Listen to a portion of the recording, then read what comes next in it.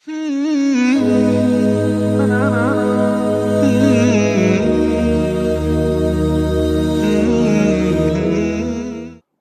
بالله من الشيطان الرجيم بسم الله الرحمن الرحيم وصلى الله على محمد وعلى آله الطيبين الطاهرين الذين أذهب الله عنهم الرجس وطهرهم تطهيرا اللهم صل على محمد وآل محمد ولعنة الدائمة الباقية على أعدائهم ومنكر فضائلهم وغاصب حقوقهم أجمعين من يوم عداوتهم إلى قيام يوم الدين أما بعد يا عباد الله أوصيكم ونفسي بتقوى الله فإن التقوى خير الزاد وبح المعاد وتنفع يوم لا ينفع فيه مال ولا بنون إلا من أتى الله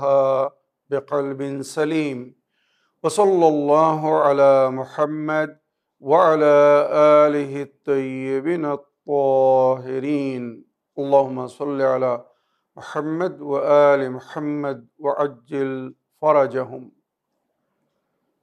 আমার প্রিয় দর্শক ও শ্রোতাবৃন্দ আসসালামু আলাইকুম ওয়া রাহমাতুল্লাহি ওয়া বারাকাতুহু আপনাদের সকলকে আন্তরিক সালাম ও শুভেচ্ছা জানিয়ে আজকের অনুষ্ঠান ইসলাম ইন বাংলায় আপনাদেরকে স্বাগতম জানাই। আশা করি আপনারা যে যেখানে আছেন ভালো আছেন, কুশল ও মঙ্গলে আছেন, সুখে থাকুন, শান্তিতে থাকুন, সমস্ত প্রকারের দুঃখ কষ্ট থেকে মুক্তিতে থাকুন। আল্লাহ রব্বুল আলামিনের কাছে এই কামনা করি। যারা অসুস্থ আল্লাহ তাদেরকে সুস্থতা দান করুন, যারা ঋণে ভুগছে আল্লাহ তাদেরকে ঋণ মুক্তি করুন। ওইরূপ যাদের জীবনে কোনো প্রকারের অভাব বা অশান্তি আছে আল্লাহ রব্বুল আলামিন তাদের সকলের জীবনে সুখ শান্তি দান করুন ও সকলের মনোকামনা আশাকে পূরণ করুন। আমাদের সকলকে সৎ পথে চলার, অসৎ পথ থেকে দূরে থাকার এবং এক অপরকে সৎ উপদেশ দেওয়ার তৌফিক দান করুন। আমরা যেন সত্য বা হক জিনিসকে জেনে শুনে মেনে তার উপরে আমল করে সেটা অন্যদের সামনে তুলে ধরতে পারি বা সকলের কাছে পৌঁছে দিতে পারি। আল্লাহ রব্বুল আলামিন আমাদেরকে সেই মনোবল ও নেক তৌফিক দান করুন। আমিন ইয়া রাব্বাল আলামিন। এই দুয়ার সঙ্গে আজকের পর্ব শুরু করতে চলেছি। বিনা কোনো ভূমিকায় সরাসরি আপনাদের পাঠানো প্রশ্নের উত্তর দিতে চাই। তাই আসুন দেখি কোথা থেকে কে কি প্রশ্ন করছেন। আগে একটি বা দুটি লিখিত চিঠি পড়ব, তারপরে ইনশাল্লাহ আপনাদের পাঠানো অডিও রেকর্ডিং ভয়েসমেল প্লে করে আপনাদের প্রশ্ন শুনে তার উত্তর দেওয়ার চেষ্টা করব। আসসালামু আলাইকুম জনাব মাওলানা সাব্বির রেজা সাহেব, আমি নদিয়া জেলা থেকে সুরাজ শেখ বলছি। মাওলানা সাহেব, আমার প্রশ্ন হলো সূরায়ে কারিয়া এর আয়াতগুলো আপনি একটু ব্যাখ্যা করে বলবেন। ওয়ালাইকুম আসসালাম ওয়া রাহমাতুল্লাহি ওয়া বারাকাতুহু। আমার প্রিয় ভাই সুরাজ শেখ সাহেব, আপনার চিঠি লেখার জন্য আপনাকে অনেক অনেক ধন্যবাদ জানাই। সূরা আল কারিয়া পবিত্র কোরআনের বর্তমান সূচি বা তালিকা হিসাবে 101 নম্বর সূরা 30 পারায়, আর এই সূরার মধ্যে 11টি আয়াত, 35টি শব্দ, 160টি অক্ষর ব্যবহার হয়েছে। এই সূরার মধ্যে কিয়ামতের ভয়ঙ্কর দৃশ্যকে প্রকাশ্যরূপে বর্ণনা করা হয়েছে। আর এই সূরার ফজিলত, যেটি নবী করিম সাল্লাল্লাহু আলাইহি ওয়াসাল্লামের ওই সাহাবী যিনি মাওলা আলী আলাইহিস সালামের সঙ্গে থেকে নবীর আদেশে কোরআন লিখেছিলেন, জনাবে উবাই বিন কাব, ওনার থেকে এই রওয়ায়েত মনকুল যে এই সূরার যদি কেউ প্রতিদিন তেলাওয়াত করে বা নামাজে এই সূরা পড়ে, তো কিয়ামতের দিনের ভয়ঙ্কর দৃশ্য থেকে সে আতঙ্কিত হবে না বা কষ্ট পাবে না। ওইরূপ ইমামে মুহাম্মদ বাকর আলাইহিস সালাম বলেছেন, কিয়ামতের আগে দাজ্জাল আসবে আর মানুষের ঈমানকে নষ্ট করবে, মানুষের পথভ্রষ্ট করে দেবে। তো দাজ্জালের ফিতনা থেকে রক্ষা পাওয়ার জন্যে এবং জাহান্নামের আগুন থেকে বাঁচার জন্যে এই সূরা একটি সুন্দর উপায়। সুতরাং এই সূরাকে পড়ে বুঝে এর উপরে আমল করার চেষ্টা করতে হবে। সুতরাং আমার প্রিয় ভাই, আপনার দাবিতে আমি এই সূরাকে পড়ে যতটুকু সম্ভব এর অনুবাদ বা ব্যাখ্যা করছি, আপনারা ভালো করে মন দিয়ে শুনবেন। বিসমিল্লাহির রহমানির রহিম। আল কারিয়াতু মাল কারিয়া ওয়া মা আদরাকা মাল কারিয়া। শুরু করছি আল্লাহ রহমান ও রহিমের নামে, যিনি দয়াময় ও রহম করনেওয়ালা। মহাদুর্যোগ, মহাদুর্যোগ কি? তোমরা কি জানো এই যে মহা দুর্যোগের কথা বলা হচ্ছে, এটা কি হবে এবং এটা কি? আপনারা জানেন, যখন আকাশে মেঘ ওঠে, অনেক অনেক সময় বর্ষা শুরু হওয়ার আগে, বৃষ্টিপাতের আগে বজ্রপাত হয় বা আকাশ ডাকে। আর এই মেঘ, যাকে বাদল বলা হয়, এই মেঘ যখন এক অপরের সঙ্গে ঘর্ষণ খায় বা টকরায়, বিদ্যুৎ চমকায় এবং ভয়ঙ্কর আওয়াজ হয়। যে আওয়াজ শুনে অনেক অনেক সময় মানুষ আতঙ্কিত হয়ে যায়, ভয়ভীত হয়ে যায়। আর এটা অতিরিক্ত হলে সালাতুল আয়াত, মানে নামাজে আয়াত পড়তে বলা হয়েছে, জানেন তো। তার উল্লেখ হয়েছে এই আয়াতের মধ্যে, যে তোমরা কি জানো যে ওই যে ভয়ঙ্কর গর্জন, ওই যে কড়কড় আওয়াজ, এই আওয়াজ অনেক অনেক সময় শুনে মানুষ প্রাণ হারিয়ে ফেলে। যেদিন কিয়ামতের দিন হবে, যেদিন রোজ হাসর হবে, বা যেদিন এই দুনিয়ার শেষ দিন হবে, ওই ভয়ঙ্কর গর্জন বা বজ্রপাত শুনে মানুষ আতঙ্কিত হয়ে মারা যাবে।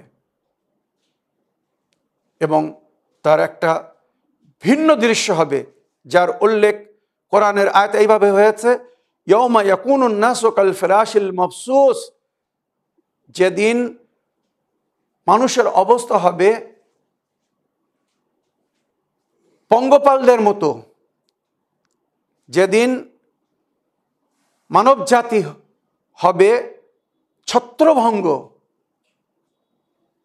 পঙ্গপালদের মতো তারা হাওয়ায় উড়ে যাবে। মানে মানুষ ভয়ঙ্কর আওয়াজ, গর্জন বা বজ্রপাত, এবং সেই সঙ্গে যখন তুফানি হাওয়া চলবে, তো যেমন এই পতঙ্গ বা পঙ্গপাল উড়ে বেড়ায়, ওইভাবে মানুষ এই গ্যালাক্সিতে, এই ফেজায় উড়ে বেড়াবে। চিন্তা করুন কি দৃশ্য হবে। আগে আল্লাহ রাব্বুল আলামিন বলছেন, তাকুনুল জিবালু কাল আহনিল মানফুশ। যেদিনে পাহাড়গুলো হবে ধুনো পশমের মতো। মানে আপনারা জানেন, এই যে তুলোকে গদ্দা তৈরি করার আগে, লেহাফ তৈরি করার আগে, আপনারা দেখেছেন কারিগরেরা বেতের একটা বস্তু দিয়ে, নামটা ভুলে যাচ্ছি, ওই তুলোকে ছাড়ায়, একটা একটা তুলো আলাদা করে দেয়। তো ওইটাকে উদাহরণ করে আল্লাহ রাব্বুল আলামিন বলছেন, পাহাড় ওই তুলোর মতো বা তুষারের মতো হয়ে যাবে। যেমন বরফ আপনারা দেখেছেন, বরফ পড়ে ছড়িয়ে যায় জমিনের উপরে, ওই রকম পাহাড় গুঁড়ো গুঁড়ো হয়ে যাবে, তুষার হয়ে যাবে বা তুলোর মতো হয়ে ছড়িয়ে পড়বে। ফাআম্মা মান সাকুলাত মাওয়াযিনুহু, সেই দিন যার নেকির পাল্লা ভারী হবে। আম্মা মান সাকুলাত মাওয়াযিনুহু ফাহুয়া ফি ঈশাতিন রাদিয়া, সে সুন্দর সুখের জীবন, শান্তির জীবন পাবে। যার নেকির পাল্লা ভারী হয়ে যাবে, আল্লাহ তাকে স্বর্গে পাঠাবে, জান্নাতে পাঠাবে, যেখানে তার মনোকামনা আশা পূরণ হয়ে যাবে, শান্তির জীবন যাপন করবে, যার আমরা সবাই আশা করছি। ফাআম্মা মান সাকুলাত মাওয়াযিনুহু ফাহুয়া ফি ঈশাতিন রাদিয়া, যার তারাজু মিজান দাড়িপাল্লা ভারী হবে, নেকির পাল্লা ভারী হবে, সে ঈশাতিন রাদিয়া পাবে, মানে এমন জীবন যার থেকে সে রাজি বা যার অপেক্ষা করছে, আশা করছে, সেই জীবন তাকে দান করা হবে, সেই জীবন সে পাবে। ওয়া আম্মা মান খাফফাত মাওয়াযিনুহু ফাউম্মুহু হাবিয়া, আল্লাহ না করুক যদি কারোর নেকির পাল্লা হালকা হয় আর পাপের পাল্লা ভারী হয়, তো যার নেকির পাল্লা হালকা হবে, ফাউম্মুহু হাবিয়া, তার ঠিকানা হবে গর্ত, কূপ, কুয়া বলা হয়েছে, গর্ত ফেলে দেওয়া হবে তাকে। আর সেই গর্ত সম্পর্কে আয়াত বলছে ওয়ামা আদরাকা মা হিয়া, তোমরা কি জানো ওই গর্ত কি, যেখানে পাপীদেরকে, যাদের নেকির পাল্লা হালকা হবে পাপের পাল্লা ভারী হবে, তাদেরকে যে গর্তের মধ্যে ফেলে দেওয়া হবে, সেই গর্ত সম্পর্কে আল্লাহ রাব্বুল আলামিন বলছেন তোমরা কি জানো সেই গর্ত কি রূপ ধারণ করে আছে বা কিভাবে তাকে তৈরি করা হয়েছে। নারুন হামিয়া, শ্মশানে যখন মুর্দাদেরকে, মৃতদেরকে জ্বালানো হয় আপনারা দেখেছেন, তো ওই গর্তের মধ্যে তাদের জ্বালানোর জন্য আল্লাহ ভয়ঙ্কর আগুনের ব্যবস্থা করে রেখেছে। যাদের নেকির পাল্লা হালকা হবে পাপের পাল্লা ভারী হবে, তাদেরকে ওই জাহান্নামের আগুনের গর্তের মধ্যে ফেলে দেওয়া হবে, আর সেখানে তারা জ্বলতে থাকবে, চিৎকার করবে, ফরিয়াদ করবে, তাদের ফরিয়াদ শোনার কেউ হবে না। আল্লাহ আমাদেরকে সেই দিনের আযাব, দুঃখ, কষ্ট থেকে রক্ষা দান করুন, যার থেকে আমরা সবাই ভয়ভীত। চেষ্টা করুন যদি কারোর থেকে কোনো অন্যায় হয়ে থাকে, ভুল হয়ে থাকে, তওবা করে ক্ষমা চান। কোনো বান্দার অধিকার থেকে তাকে যদি বঞ্চিত করে থাকেন, তার হক তাকে দিয়ে দিন। আমানতে খেয়ানত করেছেন, আমানত ফিরিয়ে দিন। কাউকে আঘাত দিয়েছেন, কারোর মনে কষ্ট দিয়েছেন, তার কাছে ক্ষমা চেয়ে নিন। কারোর গীবাত করেছেন, এখনো সুযোগ আছে, তার কাছে ক্ষমা চেয়ে নিন। যদি কারোর সঙ্গে কোনো প্রকারের অন্যায় করে থাকেন, কারোর সম্মানকে আঘাত করে থাকেন, কারোর পেছনে কারোর বিষয়ে সমালোচনা করে তার সম্মানকে আঘাত করে থাকেন, তো হয়তো সে দেখেনি বা অন্যরা দেখেনি, আল্লাহ সবকিছু দেখছে, কেরামুল কাতিবিন সবকিছু লিখছে। সেই ভয়ঙ্কর দিন এসে যাওয়ার পরে কিন্তু আর তওবা করার সুযোগ হবে না, কেউ পাবে না। তাই এখনো যারা ভুলের মধ্যে পড়ে আছে, নিজের ভুলের সংশোধন করে নিন, পাপের থেকে তওবা করে বাইরে আসুন, নিজের নেকির পাল্লাকে ভারী করুন। যদি নেকির পাল্লা ভারী হয়, মনোনীত জীবন পাবেন, সুখের জীবন পাবেন, শান্তির জীবন পাবেন, যার আমরা সবাই আশা করছি। আর যদি নেকির পাল্লা হালকা হয়, পাপের পাল্লা ভারী হয়ে যায়, তো ওই গর্তে ফেলে দেওয়া হবে, যার জিকির হয়েছে, যেখানে আল্লাহ এমন ভয়ঙ্কর আগুন প্রস্তুত করে রেখেছে, জ্বালিয়ে পুড়িয়ে আমাদেরকে ছাই করে দেবে। আর ওই আগুনের সম্পর্কে তাফসীরে লেখা হয়েছে, ওই আগুনের এক ফোঁটা যদি দুনিয়ায় ফেলে দেওয়া হয়, এই পুরো বিশ্ব জগৎ দুনিয়া জ্বলে পুড়ে ছাই হয়ে যাবে, সমস্ত সমুদ্র নদী নালার পানি শুকিয়ে যাবে। চিন্তা করুন ওই ভয়ঙ্কর আগুন কি করে কে সহন করবে, কি করে ওই ভয়ঙ্কর আগুনকে সহন করবেন। যদি ওই ভয়ঙ্কর আগুনে না যেতে চান, তো নিজের ভুলের সংশোধন করুন, পাপ থেকে বাইরে আসুন। যে ভুল পথের উপরে চলছেন, সেই ভুল পথকে ছেড়ে সঠিক পথকে ধারণ করুন। যদি আহলে বায়তের সেফারিশ শেফাত পেতে চান, তো আহলে বায়তের পথিক হয়ে সঠিকভাবে কোরআনকে জেনে পড়ে বুঝে তার উপরে আমাল করুন। তারপরে কোরআনের বাণী বা কোরআনের হেদায়েত, আল্লাহর আদেশ অন্যদেরকে পৌঁছে দিন। আমার প্রিয় ভাই, আশা করি আপনার প্রশ্নের আপনি উত্তর পেয়েছেন। এবারে একটি অডিও প্লে করব, দেখি কোথা থেকে কে কি বলতে চাচ্ছেন, তারপরে ইনশাআল্লাহ আবার লিখিত প্রশ্ন পড়ব। আসসালামু আলাইকুম, আমি নদিয়া থেকে বলছি। আমাদের এখানে জালসাই নারায় তকবির বানায়, এই নারায় তকবীর কথার মানে কি একটু বলে দেবেন? ওয়ালাইকুম আসসালাম রহমতুল্লাহ ওবরাকাত। আমার প্রিয় বোন, আপনার ভয়েস মেলের জন্য আপনাকে ধন্যবাদ জানাই। আপনি জানতে চেয়েছেন যে আপনাদের ওখানে যখন জলসা হয়, তো জলসায় অনেকে বলে নারায়ে তাকবীর, তার উত্তরে পাবলিক বলে আল্লাহু আকবার, বা অনেক অনেক সময় বলা হয় নারায়ে রেসালাত, মানে নবীর নামের নারা দেওয়ার জন্য বলা হয়। নারা মানে কি? উচ্চ স্বরে আওয়াজ দোয়া বা আওয়াজ বাহির করাকে নারা বলা হয়। নারা মানে উচ্চ স্বরে কিছু বলা, কাউকে ডাকা বা ফরিয়াদ করা বা চিৎকার করে কাউকে কিছু শোনানো। তো মনে রাখবেন, নারায়ে তাকবীর তার উত্তরে পাবলিক বলে উচ্চস্বরে আল্লাহু আকবার। নারায়ে রিসালাত তার উত্তরে পাবলিক বলে ইয়া রাসূলুল্লাহ। বা নারায়ে হায়দারি, যেটা সবচেয়ে অধিক নারা দেওয়া হয় পুরো বিশ্বে, সেটা হচ্ছে নারায়ে হায়দারি। নারায়ে হায়দারি, ইয়া আলী, তার উত্তরে বলা হয় ইয়া আলী। তো এই সমস্ত নারা মানে ওনাদেরকে স্মরণ করা। নারায়ে তাকবীর মানে আল্লাহর জিকির করার জন্যে, আল্লাহর কিবরিয়াই বয়ান করার জন্যে আপনারা উচ্চস্বরে বলুন।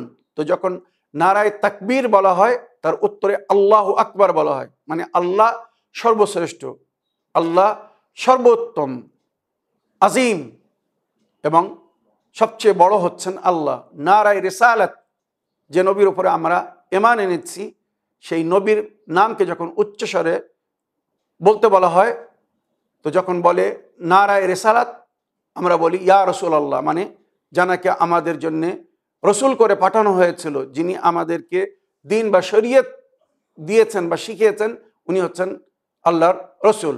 বা নারায়ে হায়দারি, মনে রাখবেন কোরআনে নবী করিম সাল্লাল্লাহু আলাইহি ওয়াসাল্লামকে চিরস্থায়ী মদদগার, সঙ্গী, সাথী রূপে আল্লাহর তরফ থেকে যাকে দেওয়া হয়েছিল, তিনি ছিলেন মাওলা আলী। ফাতে মক্কার সময় যখন নবী মক্কায় প্রবেশ করছিলেন, তো আল্লাহর কাছে দোয়া করেছিলেন, রব্বে আদখিলনি মুদখিলা সিদকিন ওয়া আখরিজনি মুখরিজা সিদকিন ওয়াজআলনি মিন লাদুনকা সুলতানান নাসিরা।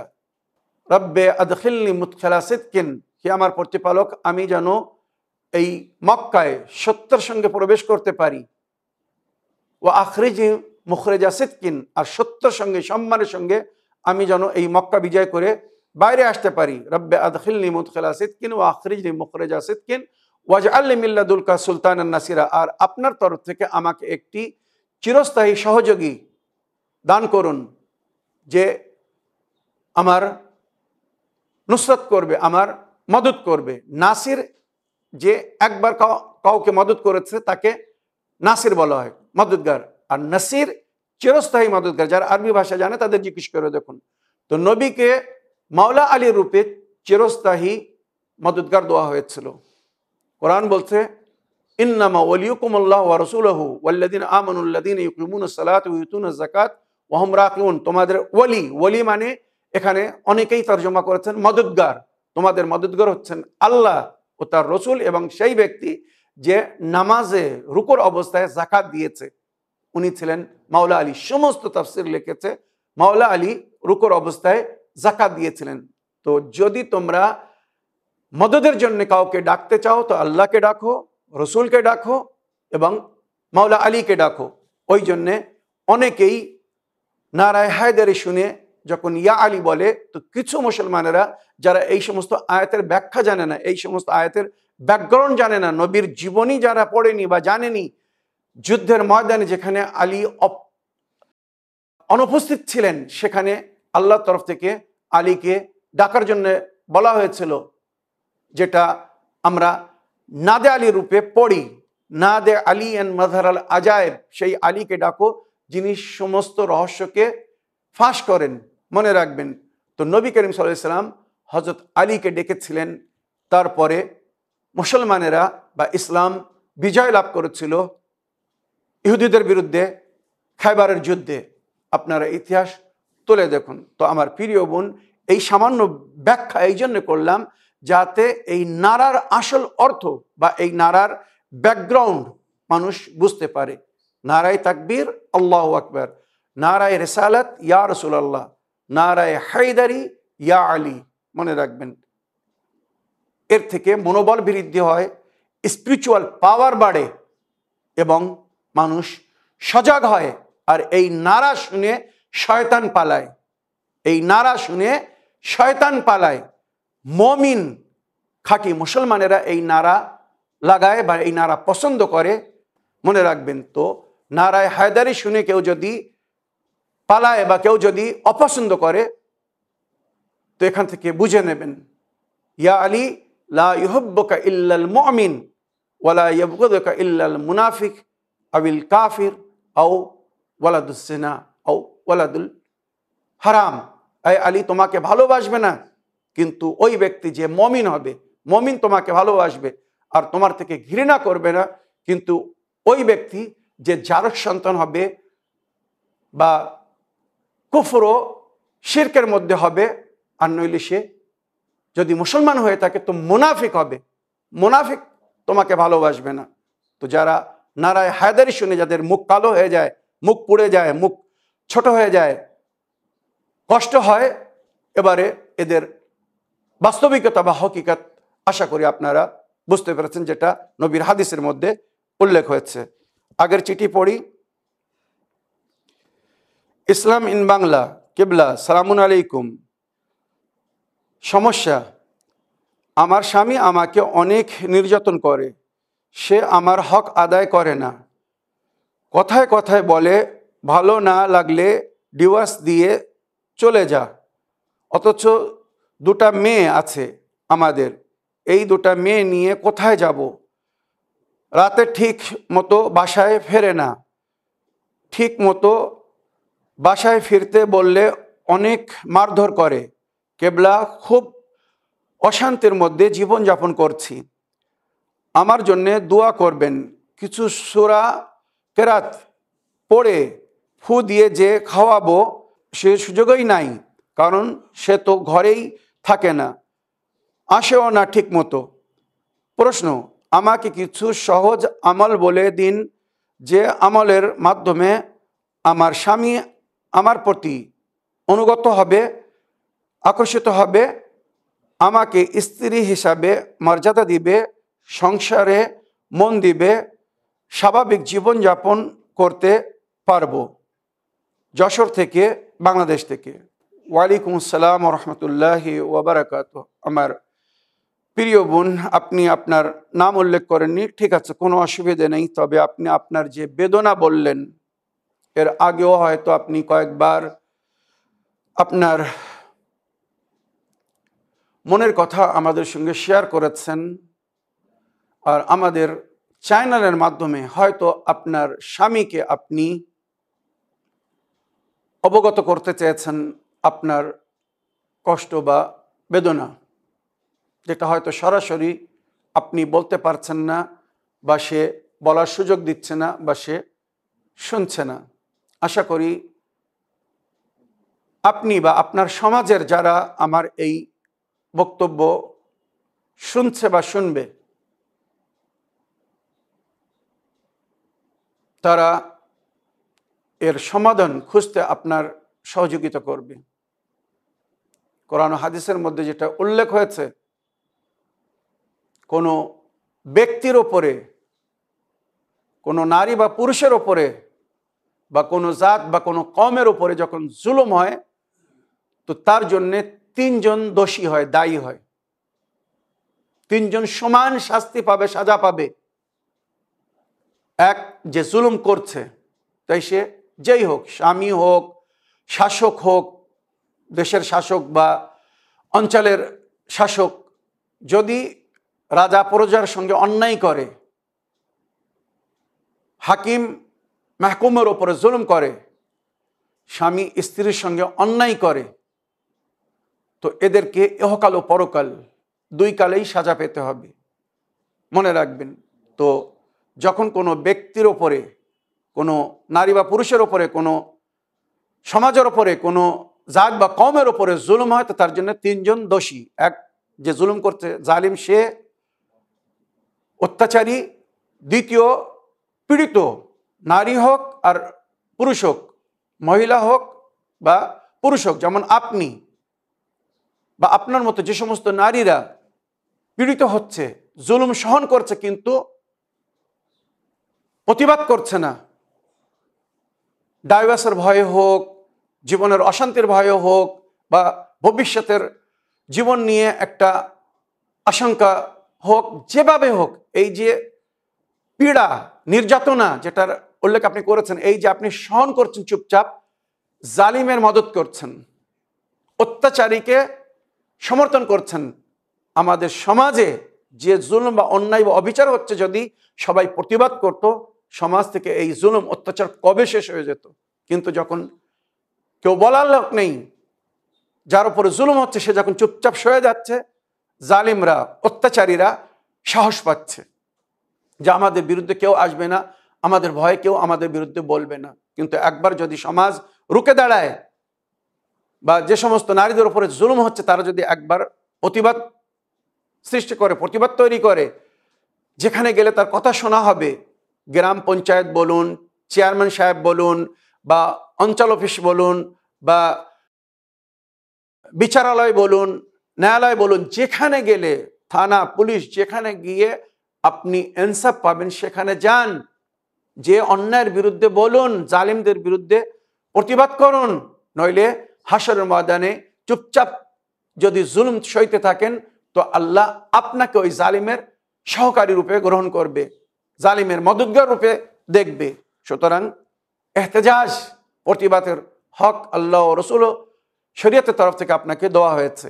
তো কারোর উপরে বা কোনো কম বা জাতের উপরে জুলুম হলে তার জন্য তিনজন দোষী: এক জালিম, দ্বিতীয় মজলুম, যে বিনা প্রোটেস্ট, বিনা এহতেজাজ, বিনা ফরিয়াদে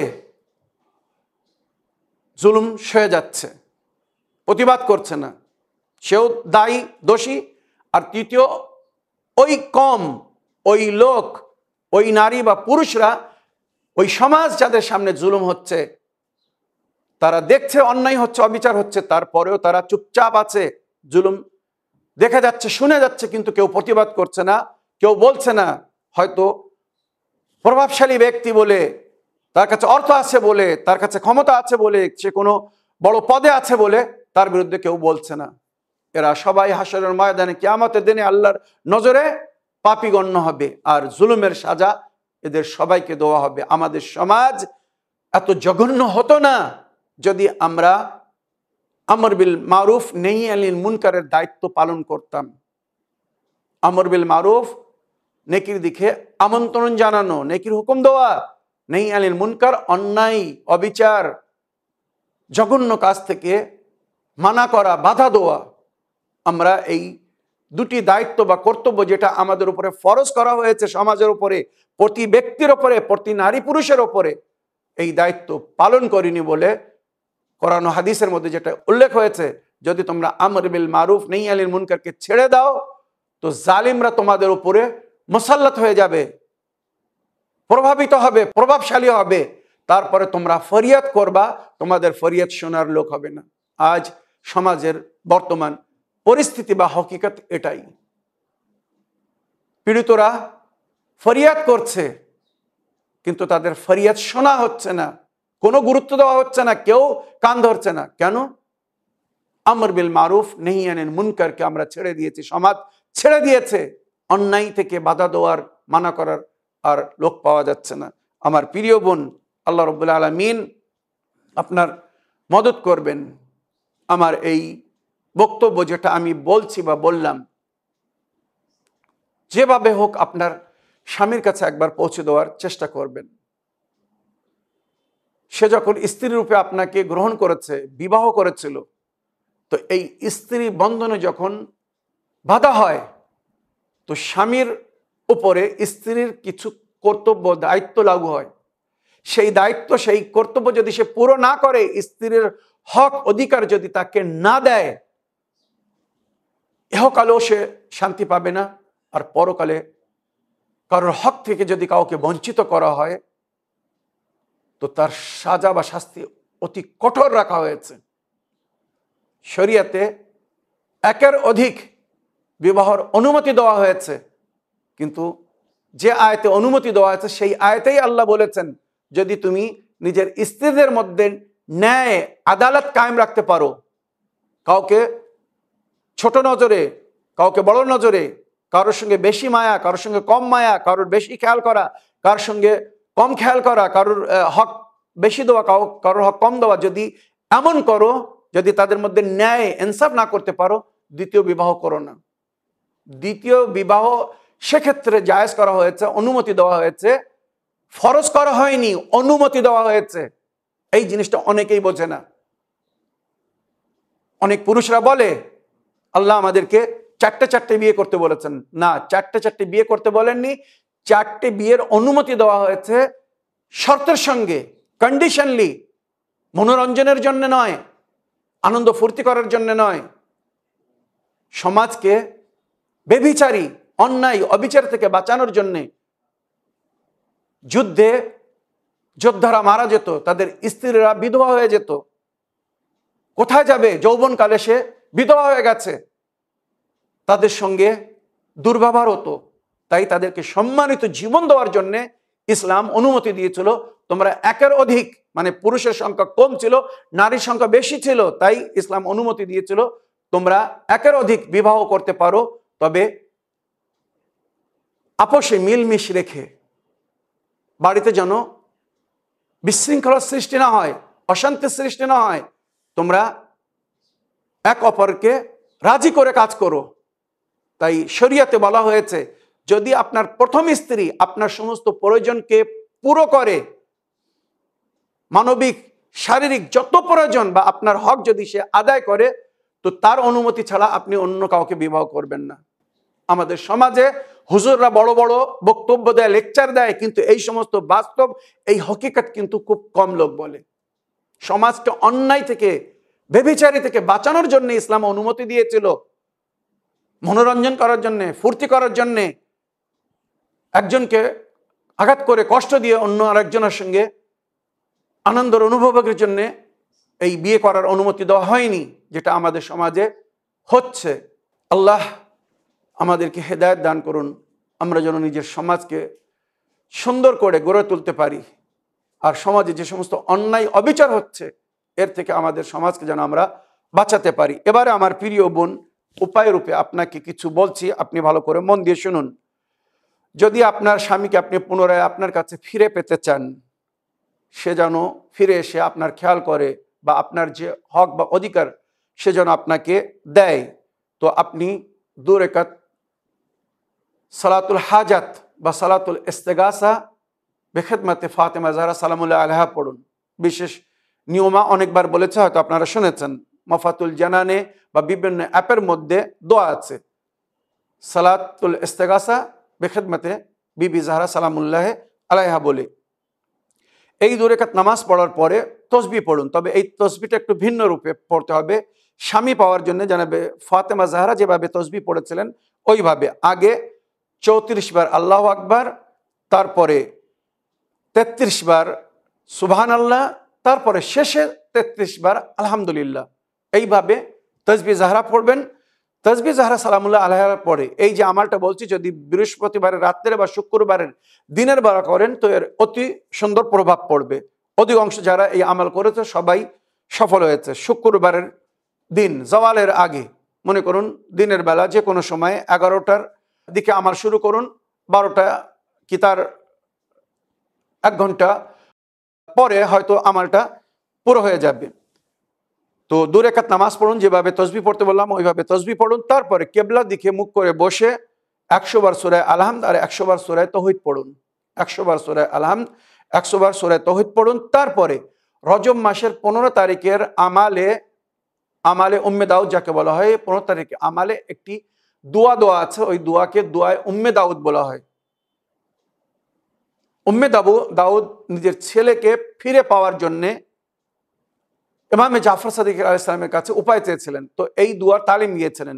ওই দোয়া যদি কেউ কাউকে হারায় বা কেউ হারিয়ে থাকে, কেউ যদি ছেলে হারায়, কেউ যদি স্বামী হারায়, যে যাকে হারিয়েছে তাকে স্মরণে রেখে যে আমার ওই হারানো ব্যক্তি যেন আমার কাছে ফিরে আসে, আমার স্বামী যেন আমার কাছে ফিরে আসে, বা আমার ছেলে যেন আমার কাছে ফিরে আসে।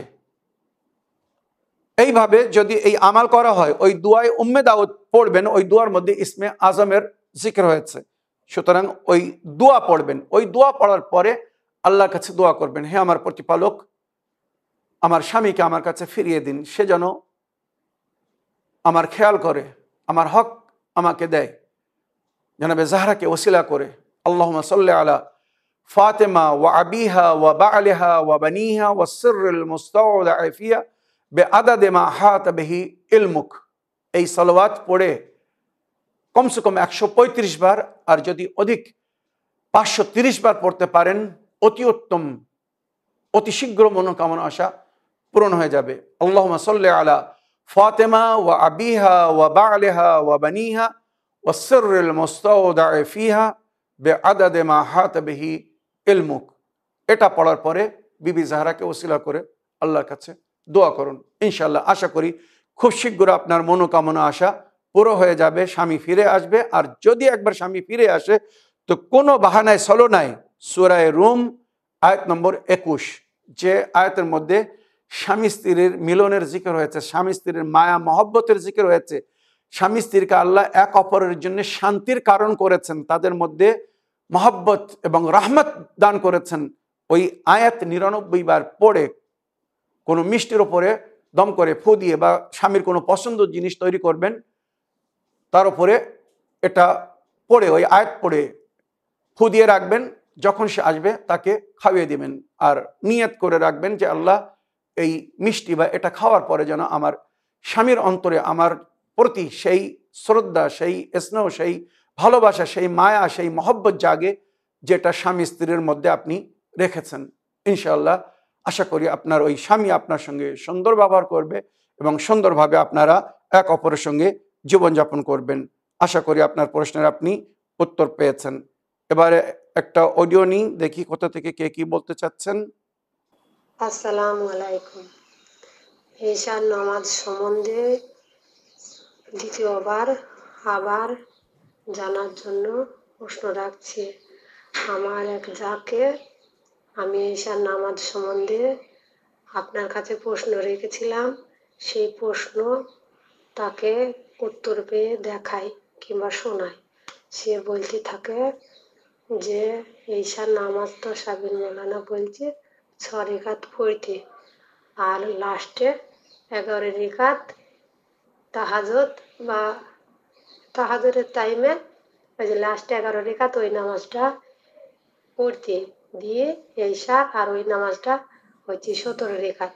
আর ও বলতে চাইছে, আমার যাটা বলতে চাইছে যে আমি এতদিন ধরে যে আমি ঈশার নামাজের পর ঈশার নামাজটা 17 রেখাত পড়েছি, যে 4 রেখাত সুন্নত, 4 রেখাত ফরজ, 2 রেখাত সুন্নত, 2 রেখাত নফল, 3 রেখাত বেতের, 2 রেখাত নফল, এইভাবে সে 17 রেখাত পড়ে এসেছে।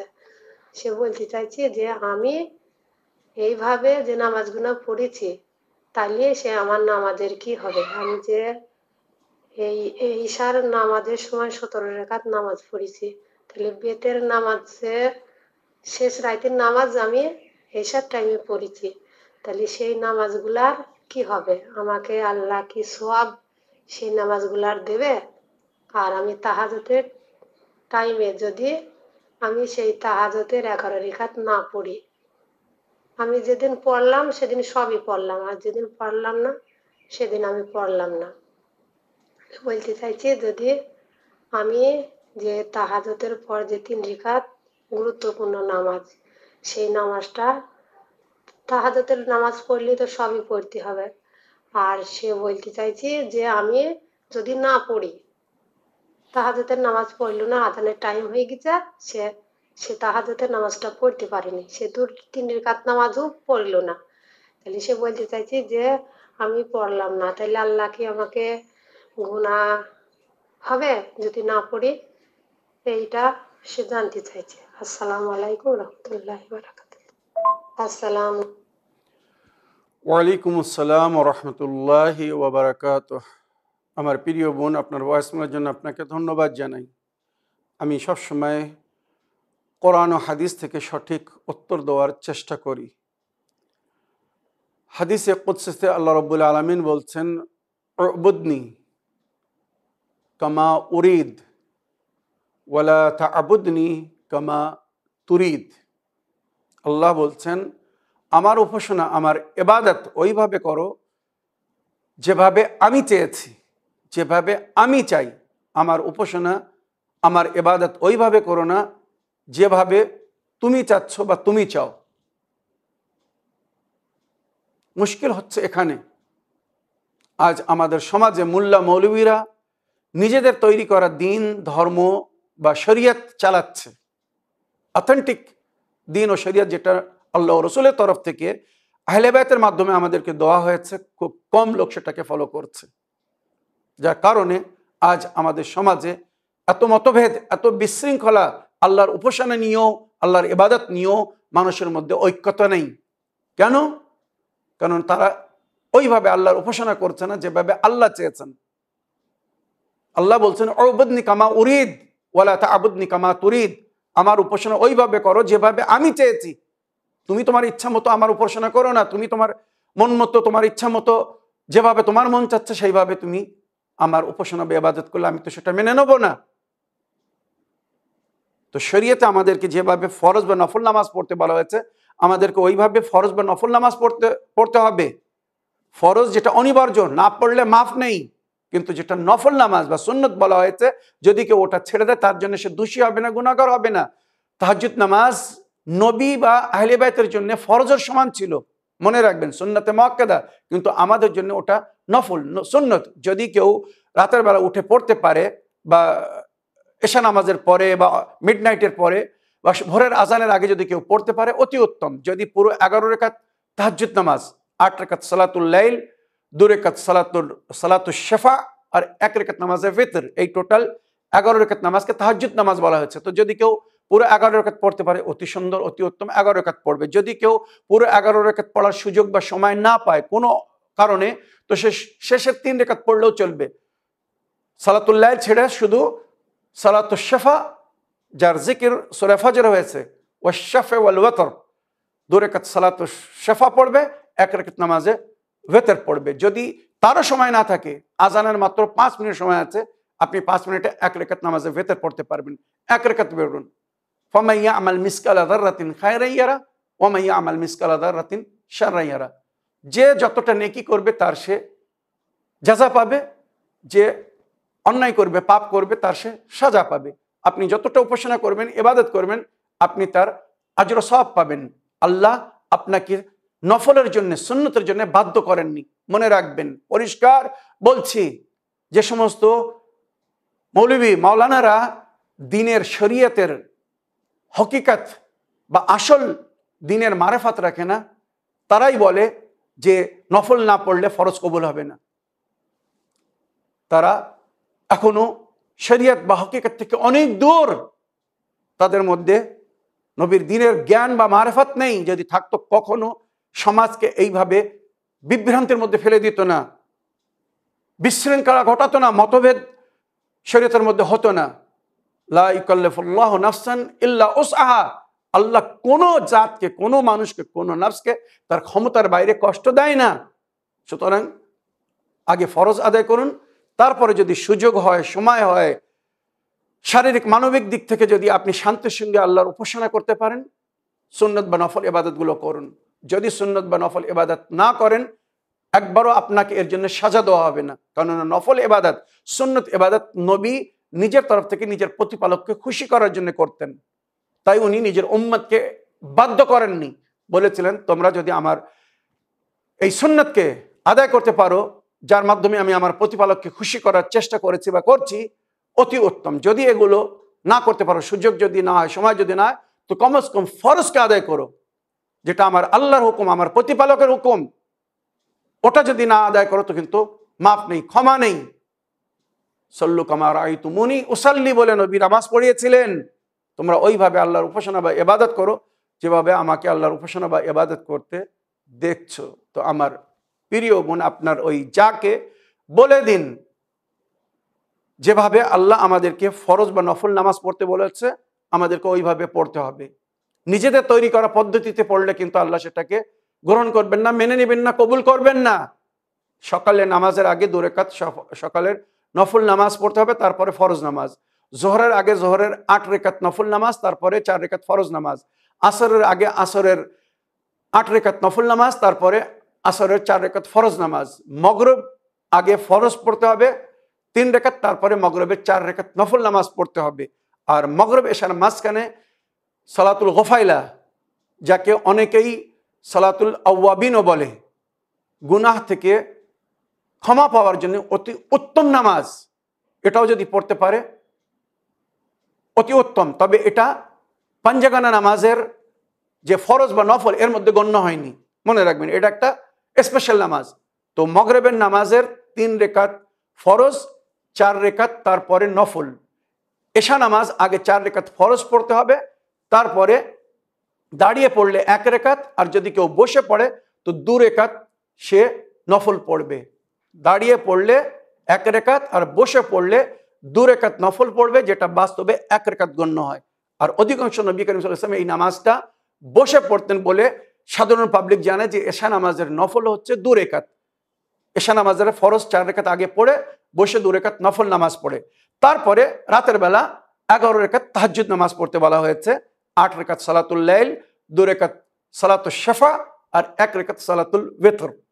এই 11 আর ওই এশা নামাজ আর এশা নামাজের নফল মিলে মুসলমানেরা উম্মত মনে করছে এই 17 রাকাত নামাজ আমাদেরকে এশা নামাজের রূপে পড়তে বলা হয়েছে। না, এশা নামাজের 4 রাকাত ফরজ পড়ুন, 2 রাকাত নফল পড়ুন। এবারে তাহাজ্জুদ নামাজ যদি পড়তে পারেন পড়ুন, যদি না পড়েন কোনো গুনাহ নেই। মনে রাখবেন তাহাজ্জুদ নামাজের অনেক ফজিলত, অনেক বরকত জিকির হয়েছে।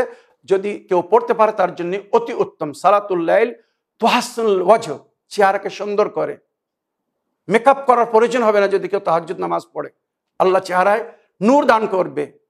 তুহাসসিনুল ওয়াজহ, তুতিবির রূহ, শরীর থেকে সুগন্ধ আসবে। এই যে ঘামের দুর্গন্ধ, সুখে মানুষ সরে দাঁড়ায়, পালিয়ে যায়, শরীর থেকে সুগন্ধ আসবে। সালাতুল লাইল তুহাসসিনুল ওয়াজহ তুতিবির রূহ, তুদির রিজক, রুজি টেনে আনে।